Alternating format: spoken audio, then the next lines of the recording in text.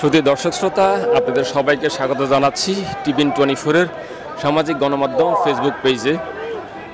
Doctor Mohammad Yunus যখন ৭৯তম সাধারণ অধিবেশনে ভাষণ দিচ্ছেন, জাতিসংঘের সাধারণ অধিবেশন ঠিক তখনই জাতিসংঘের সাধারণ অধিবেশনের সামনে বিএনপি এবং আওয়ামী লীগের নেতাকর্মীরা এখানে বিক্ষোভ সমাবেশ করছেন পক্ষে এবং বিপক্ষে।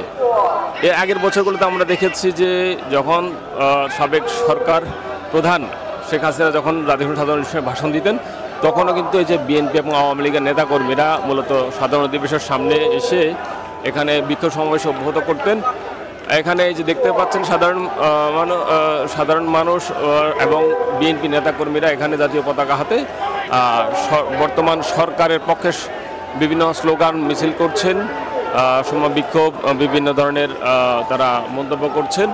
পাশাপাশি আমি যদি দেখি এখানে এই বাম পাশে মূলত আবার আরেকটি আওয়ামী লীগের নেতাকর্মীরা মূলত এখানে বিক্ষোভ করছেন একটা পরিসরে। তারাও বর্তমান সরকারের বিরোধিতা করছেন এবং সাবেক সরকার প্রধান শেখ হাসিনার সমর্থন করছেন এবং তাকে বাংলাদেশের উন্নয়নের দরকার বলেও তারা মন্তব্য করছেন। আর এই বিবদমান বিপক্ষের মধ্যে মূলত সাধারণ মানুষ এখানে খুব একটা আসছেন না।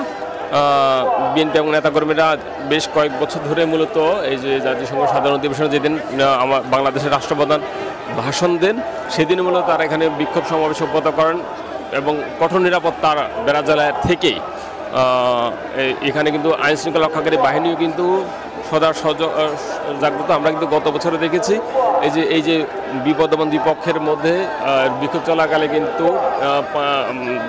পাল্টাপাল্টি স্লোগান, পাশাপাশি বিভিন্ন ধরনের পানি বোতল নিক্ষেপ দেখেছি।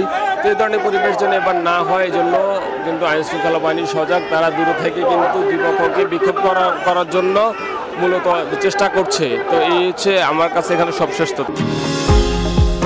নিউ ইয়র্ক থেকে সম্প্রচারিত টিভিএন 24 টেলিভিশন, বিশ্বজুড়ে বাঙালির কণ্ঠস্বর।